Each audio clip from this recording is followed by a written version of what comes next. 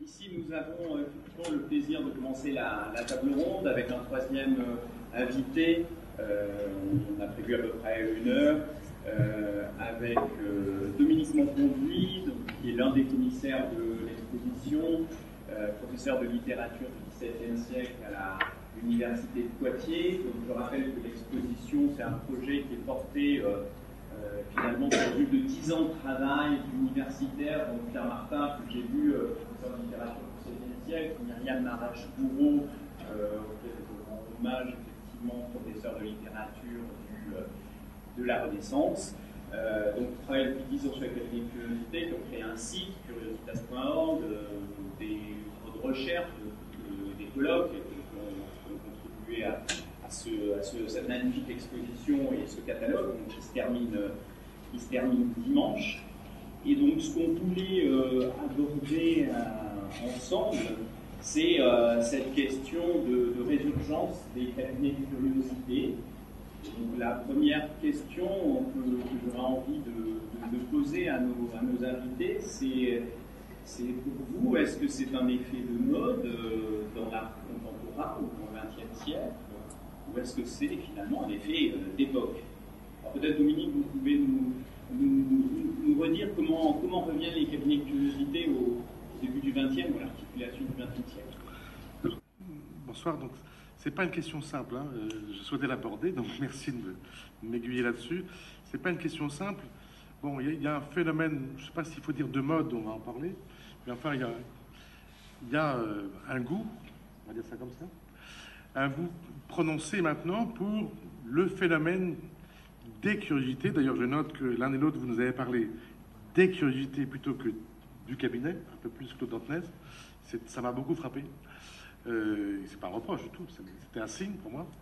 Il y a en tout cas un intérêt renouvelé, une découverte pour beaucoup, de ce que fut la réalité des cabinets de curiosité, de ce que furent les réalités, c'est compliqué, à la Renaissance et au XVIIe siècle. Je dirais depuis une vingtaine d'années à travers l'initiative, en tout cas en France, l'initiative majeure qui a été le château d'Oiron, le projet d'Oiron. Et puis, une véritable mode, là je vais l'assumer, depuis peut-être 4 ou 5 ans, on a parlé avec Claude Dantenez tout à l'heure, une mode qui se traduit par le fait qu'on achète par exemple une revue de décoration et comment créer son cabinet de curiosité. Là, ça nous fait peur à l'un et à l'autre, bon, et parce qu'on est dans le bout de quelque chose peut-être, ou une mode où c'est chacun va se créer sa cabinet de curiosité. Alors peut-être qu'il faut prendre ça au sérieux, que c'est une liberté nouvelle, on peut en discuter. Mais quand on a un peu évoqué ce qu'on allait dire ce soir, je voulais juste rapidement rappeler qu'on assiste là à un goût, à une résurgence de l'intérêt pour les cabinets de curiosité, qui est un deuxième coup, si je puis dire. Et je voulais donc rappeler qu'il y a eu une période où on a complètement oublié les cabinets de curiosité. Cette période-là, elle est compliquée à déterminer. Je vais essayer d'en donner quelques repères, mais qui sont discutables, hein, je le dis. Dans le courant du XVIIIe siècle, en tout cas, on voit progressivement, il faudra nuancer par pays pour des tas de raisons, mais on voit progressivement reculer puis disparaître les cabinets de curiosité tels qu'on les avait pensés à la Renaissance et au début de l'âge classique. On les voit reculer puis disparaître au profit de collections, disons, modernes, de ce que seront à la fin du XVIIIe et au début du XIXe siècle les muséums d'histoire naturelle, les galeries d'histoire naturelle et les musées des arts ou des beaux-arts. Donc il y a une disparition progressive des réalités des cabinets dans toute l'Europe, mais selon des chronologies un peu différentes, au profit, au fond, d'une nouvelle organisation des collections, le tout porté par l'idée que la conquête de nouveaux savoirs, l'émergence et l'affirmation des sciences nouvelles nécessitent de nouveaux types de dispositifs de collection. Bon. Et il se trouve qu'il y a donc une sorte de disparition, d'oubli assez rapide, puis au milieu du XIXe siècle, très clairement, de revendication, le mot n'est pas trop fort, de disparition de ce modèle du jet archaïque, obsolète, vieillot, gothique, enfin, tout ce qu'on veut. Bref, au milieu du XIXe siècle, il y a une tentation d'éliminer quasiment des mémoires ce que furent notamment en Europe centrale les Wunderkammer. Il faudra nuancer selon les archéographies. Moi, ça m'intéresse parce que là, il y a une volonté très claire d'éradiquer, le mot est très fort, mais je l'assume, ce modèle-là comme quelque chose qui renvoie au passé, qui est passéiste et qui ne correspond plus à la volonté de progrès moderne qu'on souhaite à l'époque mettre en œuvre. On est là vers 1850, au moment où va exploser le goût des musées, puisque là, beaucoup d'historiens des sciences et des arts l'ont montré. Il y a une explosion des musées dans la deuxième moitié du 19e siècle, pardon, et au tout début du 20e siècle. Et il y a un mouvement général qui est, on oublie les cabines de curiosité, c'est vieux. Voilà. C'est vieux et c'est un monde ancien. Et ce qui m'intéresse, c'est que concurremment, un certain nombre d'individus vont avoir un intérêt renouvelé pour ces cabines de curiosité. Et ça aboutit à Julius von Schlosser, qui est le premier à publier un livre sur cette question-là en 1908, mais ça vient de plus loin, ça vient de la fin du 19e, et ça vient très clairement de l'exposition universelle de 1851. Là, je renvoie à l'édition récente en traduction de ce livre de Julius von Schlosser. Il y a une très belle introduction aux éditions Macula, qui établit un lien très, très clair, et ça me conforte dans l'intuition que j'avais personnellement, a établi un lien très clair entre l'industrie moderne, le monde des premiers musées de l'industrie, des arts industriels, on dit déjà du design, même si ça ne correspond pas exactement à la réalité contemporaine. Il y a tout un fil, si vous voulez, qui passe de ce côté-là, qui aboutit chez certains à la volonté de retrouver cette réalité. Bref, là, il y a un moment très clair, compliqué en son détail, mais très clair, où ceux qui vont porter la première résurgence des cabines de curiosité au début du XXe siècle, ils sont issus d'une conception des arts qui passe par la modernité industrielle, c'est-à-dire aussi par la modernité commerciale, et je vais être très brutal, ça passe aussi par le capitalisme. Ça vient d'Angleterre. C'est assez intéressant. Voilà. Alors il se trouve simplement que cette évolution-là, Julius von Schlosser et les autres, ils n'ont pas d'écho, parce que 1908, ce livre-là, c'est pas un best-seller, tout le monde ne le lit pas, c'est une résurgence intellectuelle, mais au fond, en 1910, personne, quasiment, ne se souvient guère de ce qu'ont été les cabines de curiosité, ou ne veut trop s'en souvenir en dehors de ces hommes-là qui pensent que le monde moderne, il a besoin de retrouver ce modèle-là. Je termine, c'est lié, je ne veux pas être trop long, c'est lié aussi à une opposition que je trouve absolument passionnante entre l'école allemande et l'école austro-hongroise. Je trouve ça très passionnant parce que l'école allemande, elle est du côté des musées retrouvant un idéal grec, et l'école que Julius von Schlosser incarne à sa manière est du côté de l'Empire austro-hongrois, ou de ce qu'il en reste, ou de ce qu'ils veulent en retrouver, et c'est absolument pas la même idéologie. Je trouve ça passionnant par rapport à ce qui se passe après la Première Guerre, personnellement. Je voulais juste dire que voilà, le renouveau d'intérêt aujourd'hui pour les cabines de curiosité, c'est un deuxième coup, c'est un aboutissement tout à fait indirect d'une tentative qui a eu lieu au début du XXe siècle, mais qui a été, non pas sur le lendemain, un certain nombre d'intellectuels ont suivi, mais qui n'a pas donné lieu à cet intérêt partagé. Et après les coups de boutoir, si je puis dire, qu'ont été le surréalisme, Duchamp, l'arrivée à l'objet, etc., les coups de boutoir par rapport à l'art classique, n'ont pas abouti à un regard d'intérêt pour le cabine de curiosité, d'où le questionnement de ce soir. Qu'est-ce qui fait que quelles conditions ont été réunies à la fin du XXe siècle pour que ce mouvement-là, il prenne, si je puis dire, il s'incarne. Et la vraie question qu'on a à se poser, à mon avis, c'est qu'est-ce qui fait dans le contexte de la fin du XXe siècle que c'est devenu possible? Pardon, je ne veux pas être trop long.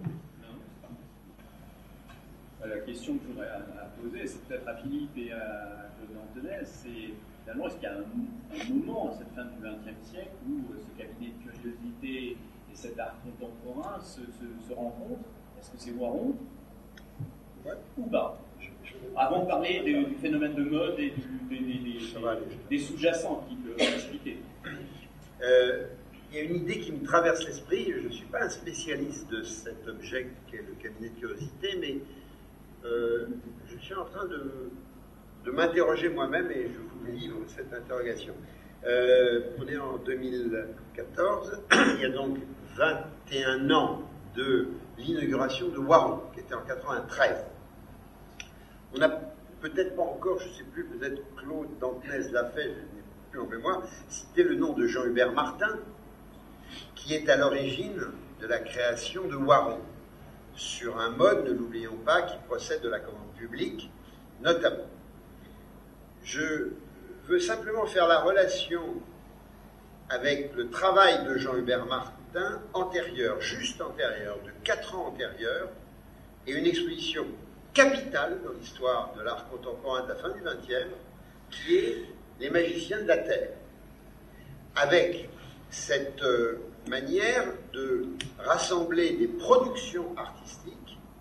Comme il le disait lui-même, j'ai fait un entretien à l'époque avec lui, qui rassemble des productions du réseau, entre guillemets, occidental, au sens très élargi du terme, du réseau convenu de l'art contemporain, et de toutes sortes de pistes diverses et variées.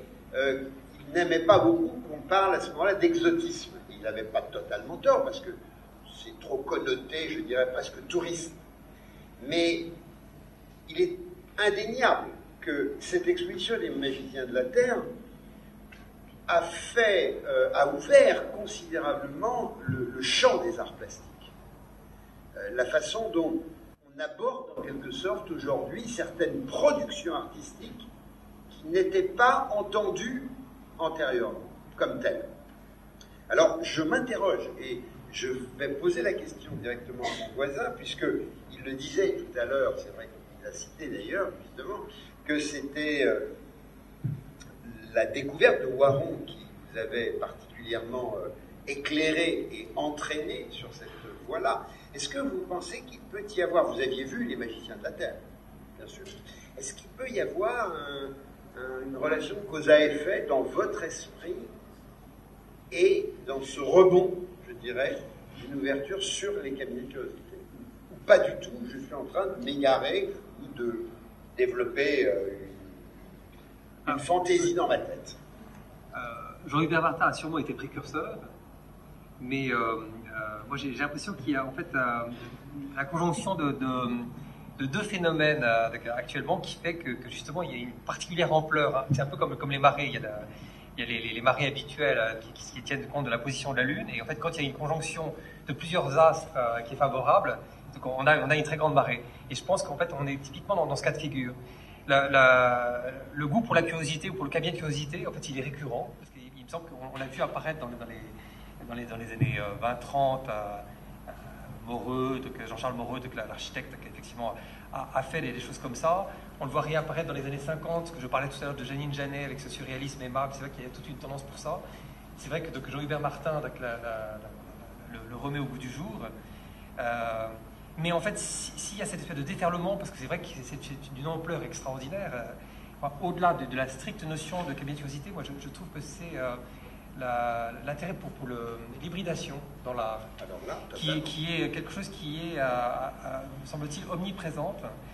Et bon, je ne sais pas si vous me suivrez, mais en fait, je trouve que c'est assez révélateur de d'une crise justement de la modernité, de notre perte de confiance dans la science et dans le fait que nous ne savons plus qui nous sommes.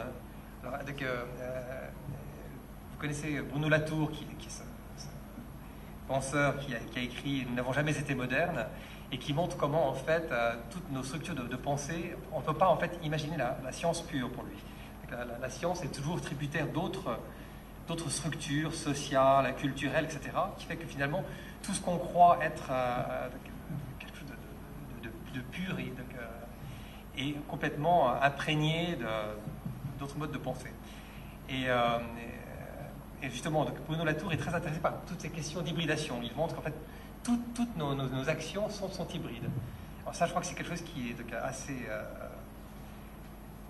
assez révélateur en fait, de la façon dont en fait, nous doutons de nous-mêmes bon, je sais pas. Mais alors là, j'adhère totalement à cette idée de l'hybridation et surtout de l'importance que cette qualité-là a pris dans le monde des arts plastiques, puisque si on regarde ce qu'il advient dans les années 80, après les années radicales, conceptuelles et minimales, enfin très idéologiques quand même, il faut bien dire, des années 60-70, c'est un véritable déferlement de tous les possibles, en quelque sorte.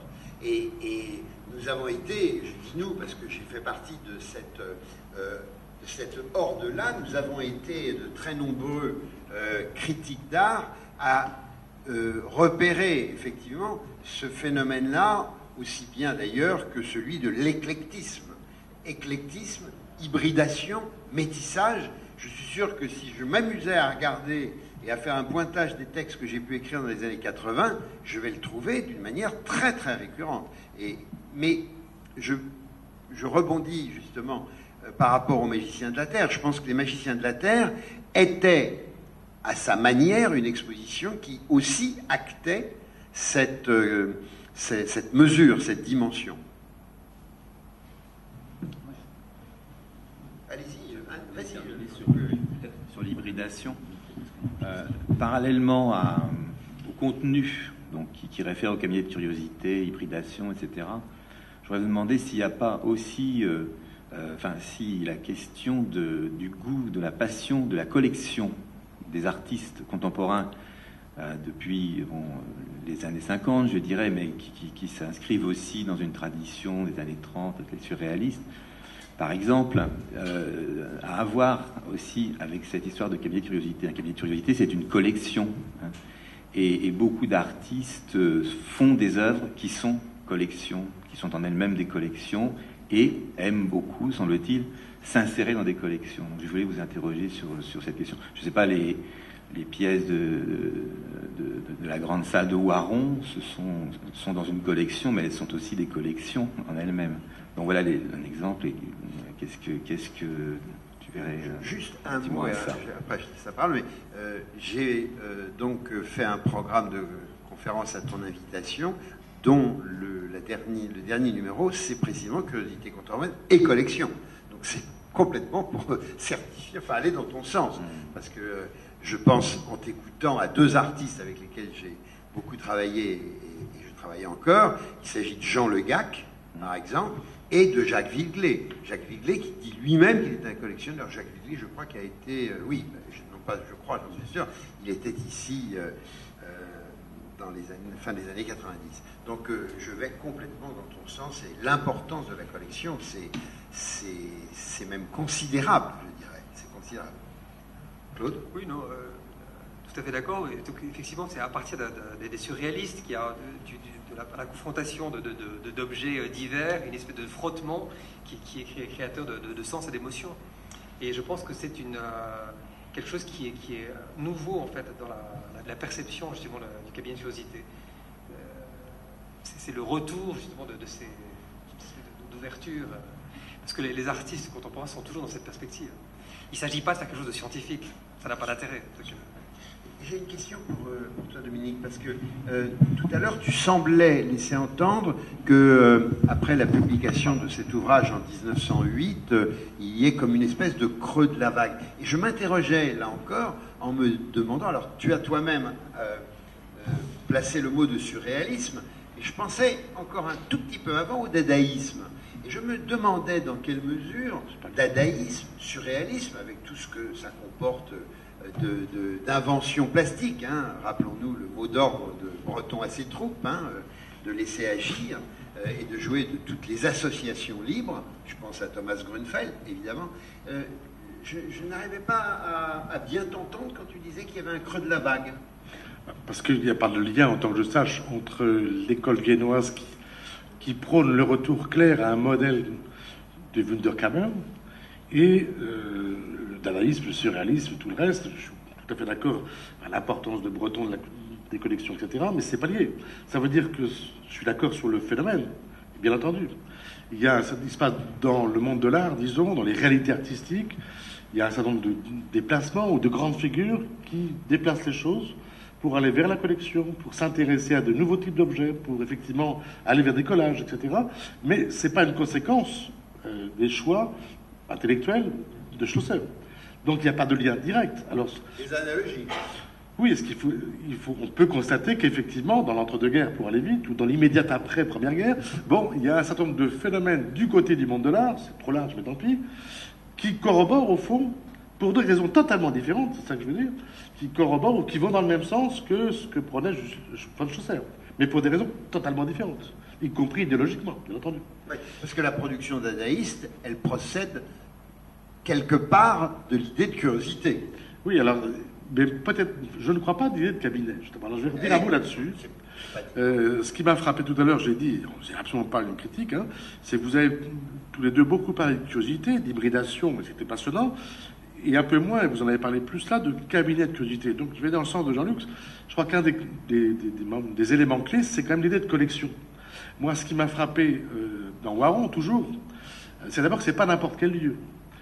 C'est une collection qui a une résonance particulière parce que c'est un lieu chargé d'histoire, parce que c'est une mémoire en même temps. Et puis un certain nombre des œuvres présentées à Waron travaillent même sur l'idée de collection, je pense à Boltanski et Spoerry, etc., et sur l'idée de rapport au temps.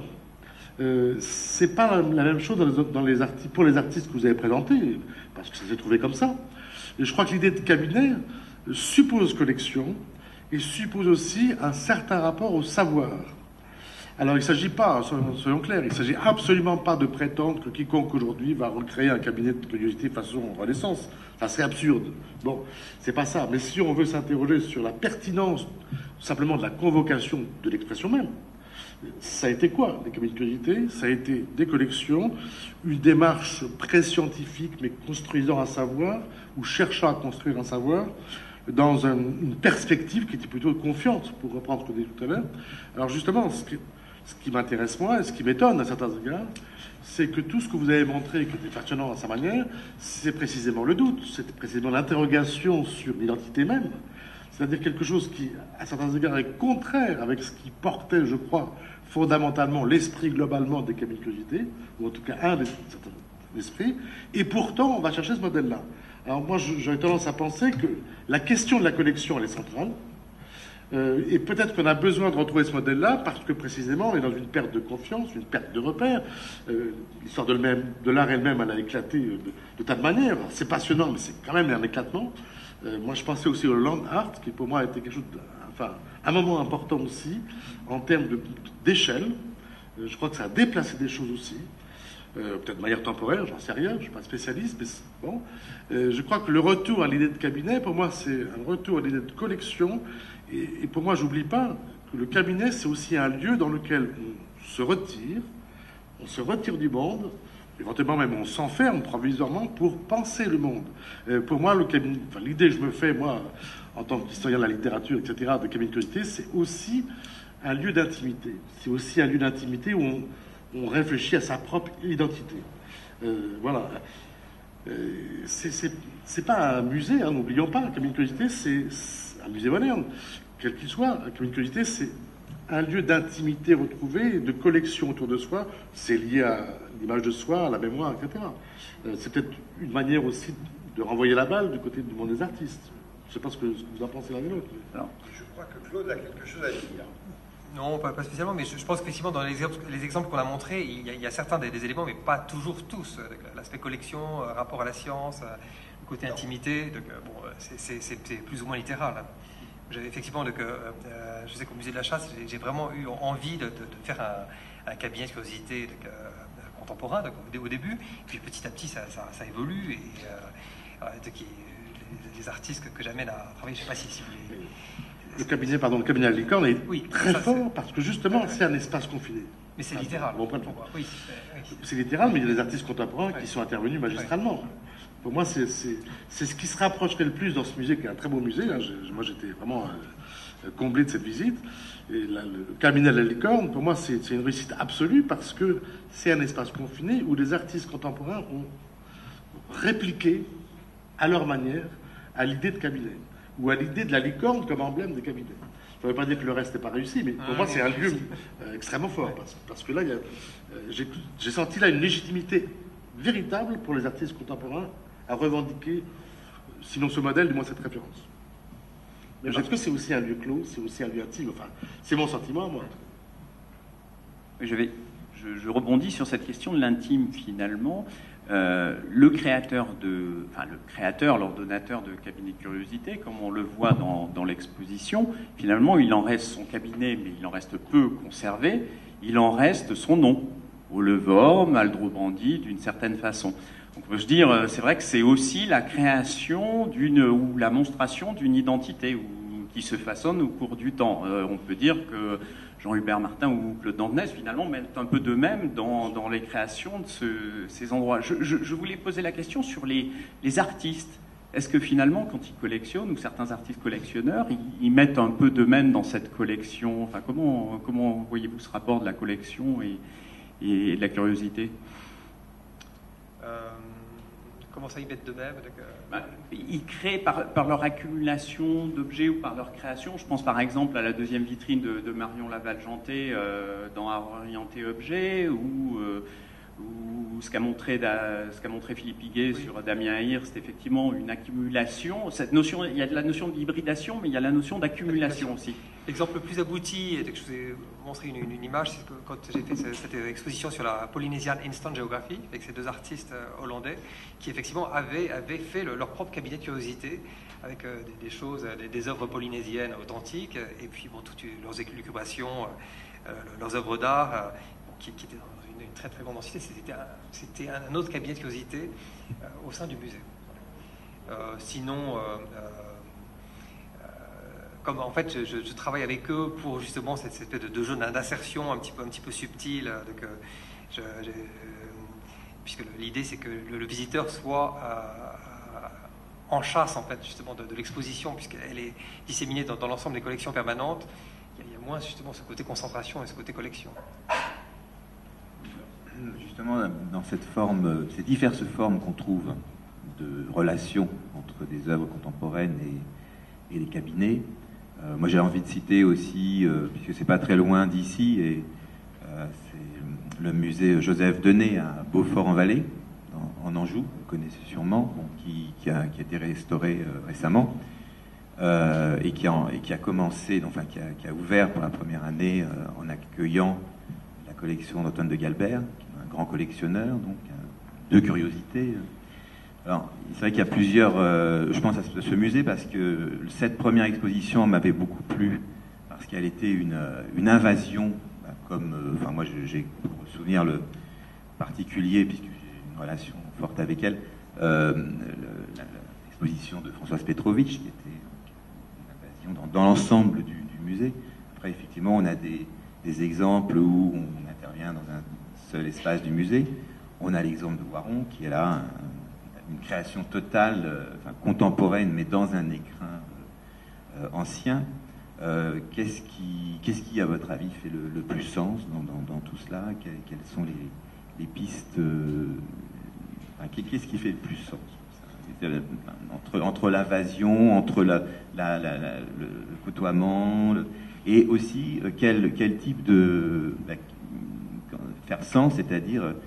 Qu'est-ce que les œuvres contemporaines viennent dire relativement aux œuvres anciennes? Qu'est-ce que les œuvres anciennes disent relativement aux œuvres contemporaines? Est-ce qu'on est dans un commentaire? Enfin, quel type de problématique? Alors, pour tenter d'apporter une première réponse à ta question, je pense que, comme on le relevait, et notamment Dominique, je pense qu'effectivement, on est passé quand même d'un stade à un autre, à savoir que dans les cabinets de curiosité tels qu'ils ont été imaginés à l'origine, la question du savoir, la question de la connaissance était primordiale. Ça, c'est clair. D'abord parce que c'était le canal par lequel cette connaissance pouvait s'exercer.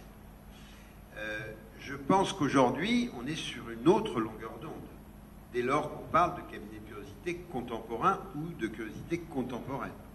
On est beaucoup plus sur le mode d'un plaisir esthétique, d'un plaisir pur. Et j'aime beaucoup le mot de invasion, parce qu'il y a Cocteau qui m'a définitivement mis dans la tête une formule qui me plaît énormément sur le plan de la langue, mais c'est bien aussi la langue. Il dit que la poésie n'est pas évasion, mais elle est invasion. Et je vais me servir de cette formule de Cocteau simplement pour vous interroger ou faire la conversation et le débat. Est-ce que finalement c'est pas dans cette qualité-là de poésie que finalement les artistes contemporains aujourd'hui œuvrent quand ils s'immiscent dans les collections du musée de la Chasse? Est-ce que c'est pas pour créer une étincelle quelque part? Je pense à L'Ortixier par exemple. est-ce que ce qui nous ravit, au bout du compte, et le mot est fort, hein, le ravissement, c'est pas rien, le ravissement, est-ce que ce qui nous ravit à Oiron n'est pas de cet ordre de l'enchantement? Et finalement, peut-être retrouver une nature essentielle qui est le mirabilia. Car finalement, on parle de curiosité, mais on n'insiste pas suffisamment sur le mirabilia, qui est quand même le complément nécessaire. Donc, curios et mirabilia, je suis en train de réfléchir en pensant, est-ce que la curiosité, c'est le savoir, mirabilias, vous me corrigez, hein, Dominique, si jamais je me trompe, et mirabilia, enfin c'est comme ça que je les appréhende en tout cas, et mirabilia serait plutôt le ravissement. Est-ce qu'on n'est pas dans cette manière dichotomique ou duelle avec deux formules de vecteurs qui, à une époque, étaient plus dans le savoir et aujourd'hui plus dans le plaisir esthétique? Je réponds d'un mot aussi là-dessus. D'abord, je l'ai dit, c'est compliqué. Dès la fin du XVIe siècle, il faudrait évidemment différencier entre les cabinets de curiosité qui s'inscrivent dans une démarche de savoir et des cabinets de certains princes où la question du savoir n'a pas beaucoup d'enjeux, ou n'a pas du tout les mêmes en tout cas. Et là, on serait plutôt du côté du mirabilia, je suis bien d'accord. Mais, je suis désolé de renoncer, ne pas oublier que l'admiration pour le monde, c'est aussi une démarche éventuellement herméneutique, c'est aussi une démarche de savoir, éventuellement, je ne dis pas chez les princes, mais l'admiration ne suffit pas à dire c'est dans l'esthétique. Parce que l'admiration, c'est d'abord la surprise. Et il ne faut pas oublier que dans les cabinets de la fin de la Renaissance, par exemple, admirer, c'est-à-dire être surpris par telle créature qu'on ignore, ou par tel animal à 5 pattes, c'est d'abord renvoyer au modèle, si je puis dire, au prototype, qui est l'incarnation de la perfection. Le changement de paradigme absolu. Le cabinet, même le cabinet du prince, lorsqu'on y a un monstre, eh bien le monstre, il fait rire, on l'admire au sens moderne, peut-être, mais en même temps, il y a quelque chose de rassurant, me semble-t-il, parce que, au fond, il conforte dans l'idée que la norme, c'est pas ça. Je vous rappelle qu'on a des monstres vivants, monstres entre guillemets, on peut avoir des nains à la cour, des géants à la cour, mais au fond, c'est une exception qui confirme la règle, on va dire comme ça. Il y a un côté rassurant. Bon, moi je crois vraiment que le XXe siècle, dans sa globalité, sous différentes formes, et moi j'ai tendance à dire, c'est vrai, dès la deuxième moitié du XIXe siècle, pour moi la question fondamentale au fond, c'est le regard sur le monstre. Le monstre au sens très large. C'est-à-dire comment on regarde le monstre, comment on le met en spectacle. Moi, je suis obsédé par la question du cirque. Bon, là, c'est une obsession à moi, mais le développement du cirque, il est absolument concomitant et contemporain de ces questions-là. C'est Freaks au cinéma, mais c'est Barnum avant, hein, les grandes campagnes. C'est les premiers spectacles internationaux, c'est les cirques avec des nains et des monstres. Bon, moi, ça m'obsède beaucoup, parce que je crois qu'il y a un lien. Et je pense que, pour revenir à ce que vous évoquez tous les deux sur la situation aujourd'hui, la question de l'hybridation, c'est une façon peut-être plaisante, charmante, comme admirable et esthétique de se plaire et de se complaire, au bon sens du terme, dans le spectacle de l'être hybride, qui est par nature un monstre. Alors, c'est rassurant parce que je crois profondément qu'on se dit qu'au fond, ça n'a pas beaucoup de rapport avec la réalité.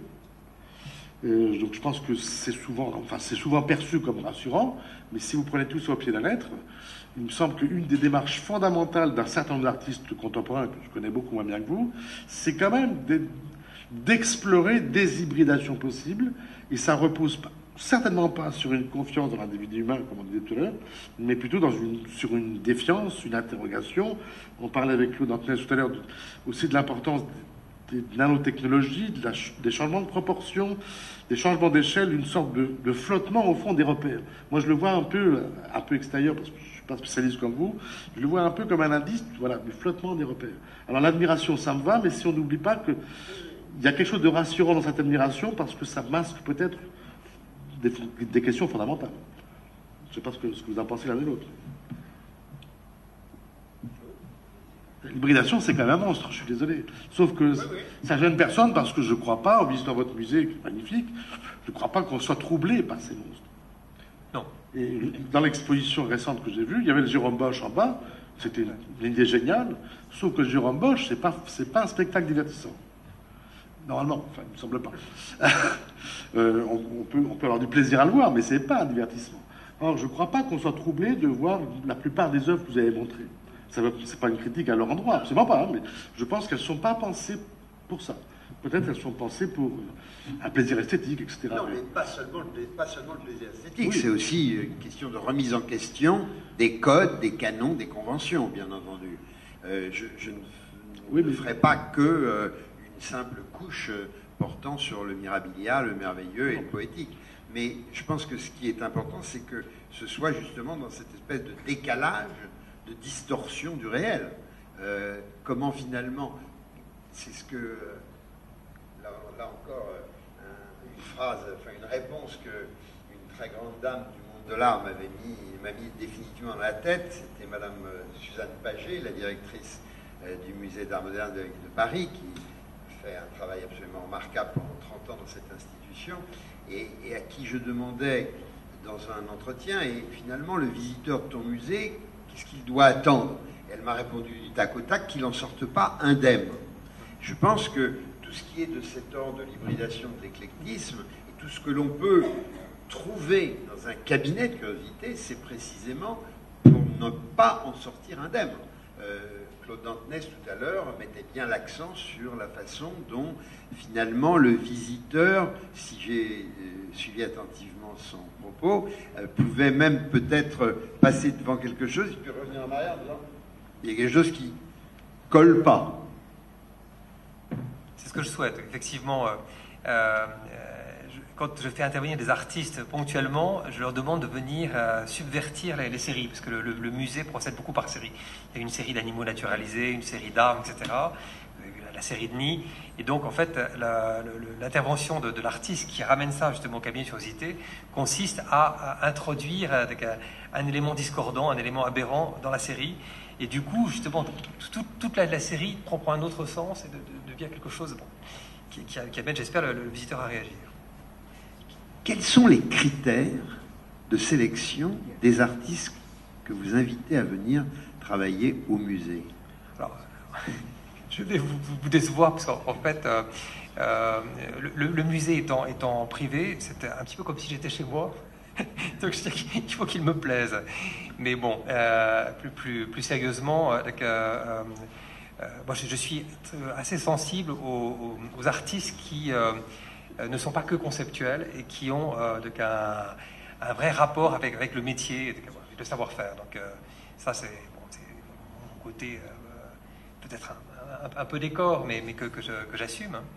Et puis, sinon, l'autre, plus sérieusement, donc, il faut qu'il soit en lien avec nos thèmes, donc le rapport de l'homme à l'environnement, de l'homme à l'animal. Voilà.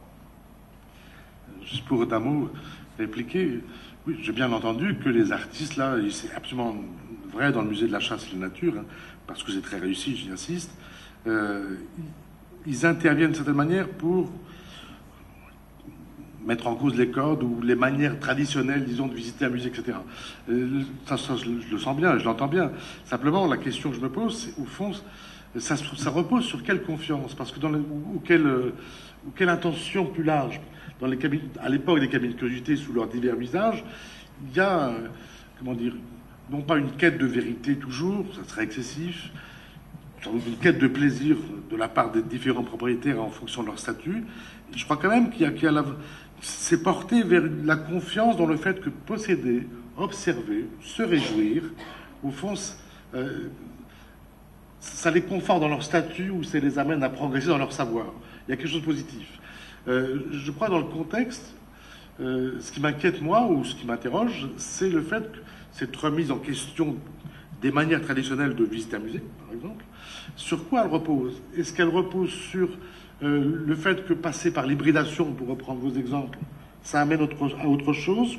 Ou est-ce qu'au fond, ça aboutit à une interrogation sur l'individu et au fond, j'allais dire plutôt un gouffre ou une béance qu'une certitude ou qu'une confiance. C'est l'interrogation que je me pose. Voilà.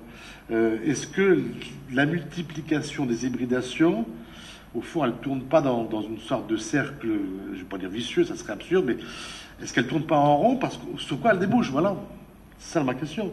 Et j'ai l'impression qu'elle débouche sur un contexte beaucoup plus large qui est au fond peut-être même un contexte économique très concret, et puis très largement, ce que disait Jean-Luc, un contexte intellectuel beaucoup plus large, et au fond une remise en cause aussi de l'identité de l'être humain par rapport au changement d'échelle. Enfin, moi je le vois comme très indirectement, au fond, comme un questionnement ontologique. Je ne sais pas si vous le sentez, vous, à votre manière à vous, mais moi je le vois comme un indice qui est peut-être pas si rassurant, qui est peut-être pas si confortable, contrairement à ce que croient les magazines de décoration.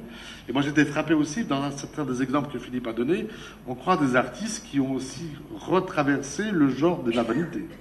C'est pas inintéressant. Enfin, je pense que ça fait de sens aussi. Il y a un retour en force. Il y a eu un retour. Oui. Bon, enfin là, je me tourne vers vous, vous êtes spécialiste, mais je crois savoir qu'il y a eu un retour en force de la vanité à la fin du XXe siècle. Je dis pas que c'est lié, mais je pense qu'il y a un lien. Je sais pas ce que vous en pensez. Si, à ce sujet, oui, bien sûr. Il y a une chose aussi que je trouve très frappante, parce que bon, j'y suis particulièrement exposé, c'est l'invasion de la taxidermie dans l'art contemporain, qui touche précisément cet aspect de la vanité, puisqu'en fait, les artistes, comme le public, sont fascinés par l'image de la mort, et comme on ne peut pas présenter la mort humaine, on prend cet intermédiaire de l'animal, et donc, en fait, moi, je suis submergé de propositions d'artistes qui filment la décomposition du pigeon écrasé sur la route. C'est assez que c'est une espèce d'obsession.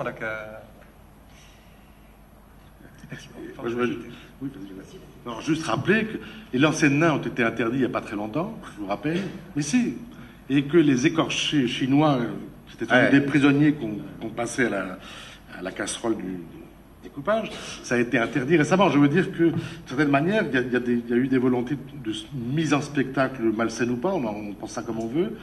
C'est quand même intéressant. Ça a été interdit pour des raisons morales, éthiques, tout ce que vous voulez, mais il y a eu des tentatives quand même, et des sacrés. Sur quoi ça débouche? Tu posais la question en quelque sorte, et j'étais en train d'essayer de me poser moi-même la question. Est-ce que ça, il n'y a pas un effet quand même qui est finalement assez important, c'est un accès plus facile à la création de la part du public. Je ne dis pas du grand public, j'ai horreur de l'idée du grand ou du petit, mais du public. Donc du regard de l'autre. Le public, c'est jamais que le regard de l'autre. Est-ce que ça ne procède pas justement d'un accès qui se trouve être plus facile par quelque chose qui appartiendrait, je ne sais pas, à des fondamentaux organiques, fondamentaux intellectuels. Il me semblerait que le public, en tout cas des cabinets de curiosité, c'est un public qui, par nature, est plus directement impliqué que si on lui propose de découvrir une exposition de Laurence Weiner, par exemple. Même si c'est une curiosité, Laurence Weiner, verbale. J'en parlerai plus tard. Alors, moi, justement, par rapport à cette idée du public, je pensais à quelque chose, mais qui nous amène au dernier sujet qu'on va aborder très vite, parce qu'on voudrait donner la parole peut-être à la salle. C'est la question des nouvelles technologies. Et il m'est venu une idée, en fait, les cabinets de curiosité au 16e, au 17e, c'est un réseau. Ce sont des gens, certes, qui se replient, enfin, qui sont dans leur lieu de réflexion, mais qui, en même temps, entretiennent des relations à travers l'Europe.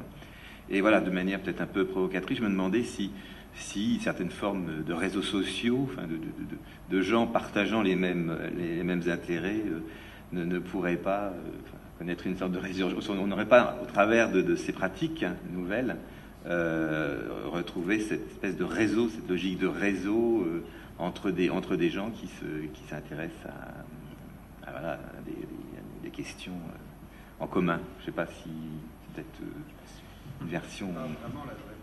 J'ai peut-être une question complémentaire, effectivement. C'est ce qui m'a frappé dans vos présentations et dans vos exemples, c'est le retour de la vie aussi, dans le retour de la vie, de la décomposition, du temps dans le musée, qui est a priori conçu comme un lieu figé. Et la question de vous parliez de crise de la science, ou peut-être dans cette question des fondamentaux du retour de cabinet de curiosité. Et j'ai été frappé par la dernière pièce de l'exposition art orienté, l'exposition de l'infiltration d'art orienté objet, qui s'appelle « Que le cheval vive en moi », donc qui a été, pour l'anecdote, montré à Rurard, donc pas loin en Poitou-Charentes, qui consiste effectivement, pour l'artiste Marion Laval-Janté, en l'injection contrôlée par l'université de Poitiers du point de vue biologique de l'injection de sang de cheval. Et donc c'est vrai que quand on pense à Lavinia Fontana et à Antonietta González, on se demande aussi dans cette hybridation si l'homme, enfin, la frontière de ce que nous sommes est importante, et c'est la dernière pièce de l'exposition. Donc voilà, cette perte des repères de l'hybridation ou de la nouvelle technologie, c'est un peu la même question, j'imagine, que celle de Jean-Luc. Peut-être quels artistes, effectivement, est-ce que c'est un point fort chez les artistes aujourd'hui? Je pense qu'effectivement, c'est un nouveau développement de la curiosité, peut-être du cabinet de curiosité, que tout ce qui tout relève du bio-art. Je vais bientôt accueillir, à propos de bio-art, dans le cabinet de la licorne, le lapin d'Eduardo Cac. Vous savez, ce lapin transgénique que nous faisons en fait naturaliser et qui va en fait prendre place justement entre les curiosités qui sont déjà mises là. Et donc, bon, c'est certain que cette espèce de questionnement de la science voilà, est très, très présent aussi dans la création contemporaine. Il était chez Art Orienté Objet, mais il y a beaucoup d'artistes qui sont susceptibles de venir chez moi parce qu'ils travaillent ce thème. Juste pour répondre là-dessus, sur la question du public et des réseaux, pour moi, c'est presque la même question. Sur la question du public, oui, je crois qu'un des enjeux du phénomène, c'est le fait qu'il touche un public plus large, un public élargi, jusqu'au comment dire, journaux de mode. Bon. Enfin, c'est peut-être un côté malencontreux, mais un public plus large. Moi, je crois que c'est lié à l'idée de collection aussi, c'est une collection d'objets personnels. C'est une démarche globale. Moi, je crois que ça s'inscrit là, vous le sentez mieux que moi, bien entendu, dans une perspective beaucoup plus large de remise en cause du statut d'artiste, du statut du matériau, enfin bref, toutes les évolutions du XXe siècle pour aller vite. Pour la question des réseaux, je suis tout à fait d'accord, à ceci près que les réseaux 16e, 17e, ce sont des réseaux d'élite financière ou d'élite intellectuelle. Là, il y a un changement d'échelle, encore une fois, aujourd'hui. Et ça pose aussi la question du statut de la personne, hein, directement. Mais oui, je crois, c'est pas pour rien, je crois, que l'intérêt des communautés, il a éclaté, à ce point-là, en tout cas, à l'heure d'Internet, je crois. Ce sont des réseaux d'échange de connaissances. Bien sûr. Mais il n'empêche que, dans le monde des salles de vente, ça fait pas très longtemps que certaines pièces de collection de curiosité, si vous voulez, se vendent des prix astronomiques. Donc là, c'est un indice d'autre chose. Merci. Alors la première question est toujours la plus compliquée à poser. Est-ce qu'il y a des questions dans la salle?